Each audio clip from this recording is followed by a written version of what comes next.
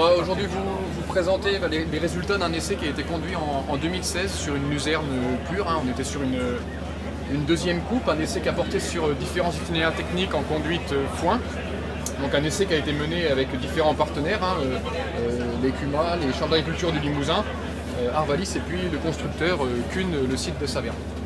Donc en fait on avait donc 4 types de faucheuses différentes qu'on a mis dans les mêmes conditions, qu'on a mis à tourner dans les mêmes conditions. Donc une faucheuse la plus répandue, une faucheuse classique, une faucheuse à plat. Une conditionneuse à rouleau, alors elle était soit en fer, soit en plastique, en matière polyuréthane. Et puis enfin la conditionneuse à doigt, on va dire le matériel assez répandu également, notamment pour conduire des graminées. Elles ont tourné dans les mêmes conditions, c'est-à-dire 11 km/h. Toutes, et elles ont chacune fauché 2 bandes. Alors c'est un essai qui a été conduit en bande sur une matière végétale qui était hyper homogène. On avait 4 tonnes de matière sèche, plus ou moins 200 kg, donc c'est vraiment une notion d'homogénéité qu'on recherchait lorsqu'on a fait cet essai. Une modalité faucheuse à plat. Ensuite la faucheuse conditionneuse à rouleau en fer, donc soit avec un andin serré, c'est-à-dire qu'on fauchait en 3 mètres et on déposait un andin qui faisait 70 à 80 cm de large. Le même matériel tourné en andin éparpillé, donc c'est un système d'éparpillement qui permet, lorsqu'on fauche en 3 mètres, de produire un andin de l'ordre de 2,30 m à 2,40 m.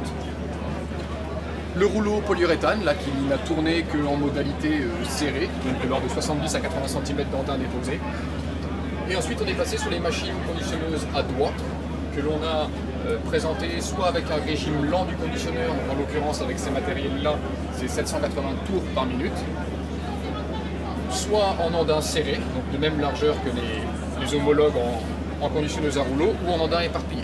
Et la même chose en andin éparpillé, mais en mettant le régime dit maxi, c'est-à-dire 1000 tours minute, pour reproduire l'agressivité maximale que peut produire ce matériel-là.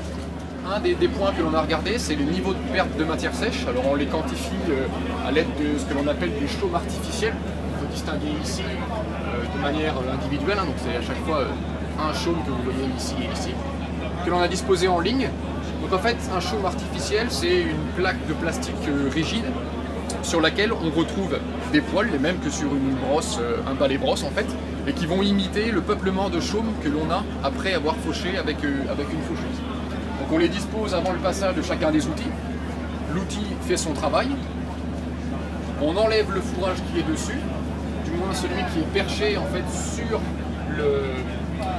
les différentes brosses, et toutes les parties végétales qui sont en contact en fait avec le plastique noir sont en fait des particules qui auraient été en contact avec le sol et donc non récoltables par la suite. On récupère l'ensemble de ces débris que l'on fait sécher, on connaît la surface sur laquelle ils étaient déployés, et donc en les pesant, on peut convertir ça en niveau de perte qu'on exprime en kilos de matière sèche par hectare. C'est ce qui est représenté sur ce diagramme ici, avec l'ensemble des modalités. Vous avez ici la faucheuse à plat, donc la faucheuse classique, qui a occasionné 150 kg, donc on était avec 4 tonnes de matière sèche sur pied, vers 150 kg ici. C'est un peu ce qu'on appelle le fond de cuve en fait, c'est le niveau en dessous duquel on peut difficilement descendre. C'est essentiellement des pertes qui vont concerner les feuilles du bas de la tige et quelques éclats de tige au moment du passage des couteaux simplement. Donc ça représente de l'ordre de 3,5% du rendement à peu près, de la biomasse qu'on avait sur pied. On retrouve les faucheuses conditionneuses à rouleau, que le rouleau soit en fer ou en polyuréthane, on est sur les mêmes niveaux de perte, de l'ordre de 150 à 200 kg. Vous voyez la variabilité qui est associée, c'est à peu près les mêmes niveaux. En revanche, quand on passe sur des matériels qui sont plus agressifs, comme une faucheuse conditionneuse à doigt, et là que l'on soit en régime lent ou en régime rapide, on voit qu'on occasionne beaucoup plus de pertes.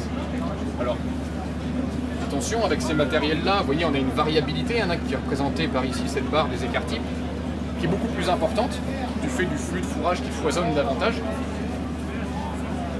Et il semblerait que le fait de réduire le régime du conditionneur, de passer d'un régime rapide, 1000 tours, de réduire à 800 tours par minute, permettre de réduire un petit peu ces niveaux de perte. Alors c'est une tendance, ça ne sort pas significatif, mais c'est également ce qui est retrouvé dans d'autres essais qui ont été conduits ailleurs dans le monde. Et puis ensuite, on peut toujours se poser la question entre une faucheuse conditionneuse à lent, mais selon que l'on fasse, une faucheuse conditionneuse à doigt, à régime lent, selon que l'on soit en andin serré ou étalé, vous voyez, il y a une légère différence, qui reste une tendance une fois de plus. mais qui peut s'expliquer par le fait qu'en andin serré, finalement, même si on a détaché les feuilles des tiges, eh ben, elles restent piégées dans l'andin, et finalement, on les révèle, on occasionne davantage de pertes lorsqu'on produit un andin étalé. Alors, vous voyez, hein, la différence est très ténue. Pour résumer, faucheuse conditionneuse à rouleau ou faucheuse à plat, un même niveau de perte, compris entre 3 et 4% de la biomasse sur pied. Rapidement, avec une faucheuse conditionneuse à doigt et un fourrage sensible comme la luzerne, les pertes peuvent s'envoler. Et donc rapidement passer jusqu'à 7, 8, 9, voire 10% de la biomasse qu'on avait initialement sur. De manière pratico-pratique, pour un éleveur, si on doit conduire une légumineuse en pur et qu'on n'a pas le choix, c'est-à-dire d'utiliser une faucheuse conditionneuse à doigt, dans ce cas, on fera tout pour faire en sorte d'être le moins agressif, c'est-à-dire réduire la vitesse du conditionneur. Parfois, c'est simplement une poulie à actionner, parfois c'est un petit peu plus, on va dire, fastidieux parce que c'est un changement de jeu de courroie dans les poulies. Et également de desserrer la tôle qui est située au-dessus, à l'aplomb du rotor du conditionneur, pour faciliter le flux de fourrage et être un petit peu moins agressif. On va simplement retenir que pour les modalités qui ont été fanées, le fanage s'est déroulé dans de bonnes conditions. Quand je dis bonnes conditions, c'est qu'on a opéré le matin sur un fourrage qui était réhumidifié, d'accord. Donc les feuilles étaient souples, elles n'étaient pas cassantes. Et on a également pris soin de respecter le fourrage en réduisant le régime de prise de force, donc pour diminuer l'agressivité des dents. Ce qu'on voit, c'est ici en violet, hein, c'est les niveaux de perte pour les modalités qui nous ont été. Quand on regarde sur le niveau de perte global pendant l'itinéraire technique, c'est relativement peu du fait des bonnes conditions d'intervention. Ensuite, ce qu'on peut retenir également, pour différentes raisons, on a été amené à intervenir sur un fourrage qui était beaucoup plus cassant. Donc là, vous voyez, hein, on est en milieu d'après-midi. Alors le matin, on avait eu quelques précipitations et très rapidement ça s'est levé. Et en fait, quand on intervient sur un fourrage qui est cassant, on a beau abaisser le régime de prise de force, ici à 280 tours par minute, on occasionne énormément de pertes. Et ce d'autant plus que le fourrage est sec. Vous voyez que sur les modalités qui étaient à l'époque, au moment de l'intervention les plus sèches, le fourrage qui avait été étalé, eh ben, on peut perdre jusqu'à 500 ou 600 kg. Vous voyez, c'est vraiment même adopter des réglages peu agressifs. Lorsqu'on n'intervient pas dans les bonnes conditions, on peut rapidement faire du mal et occasionner des pertes de quantité certes, mais également de qualité. Voilà.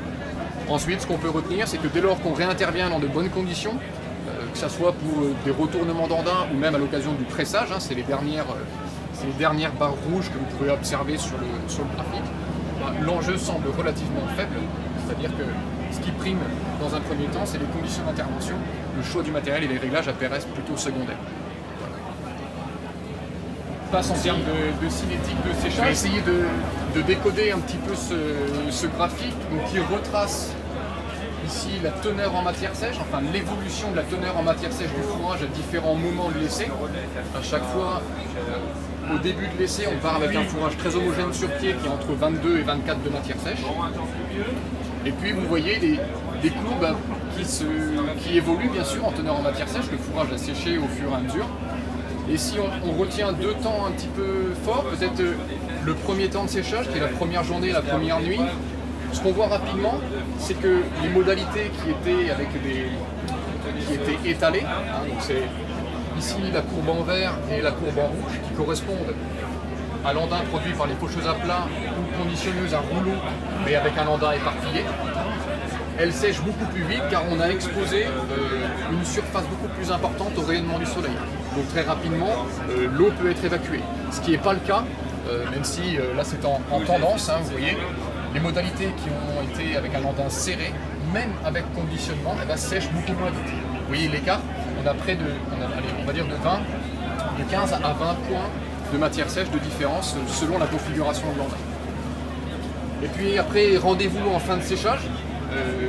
Là, s'il se distingue quelque chose d'assez parlant, c'est le fait que toutes les modalités qui ont été conditionnées, d'accord, sont au-dessus en termes de teneur en matière sèche, et la modalité fauchée avec la faucheuse classique à plat, donc sans conditionnement, reste toujours un cran en dessous.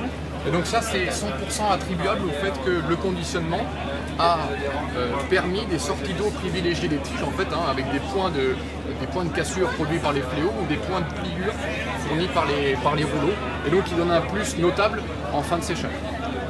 Voilà ce qu'on peut dire en termes de cinétique de séchage sur cet essai.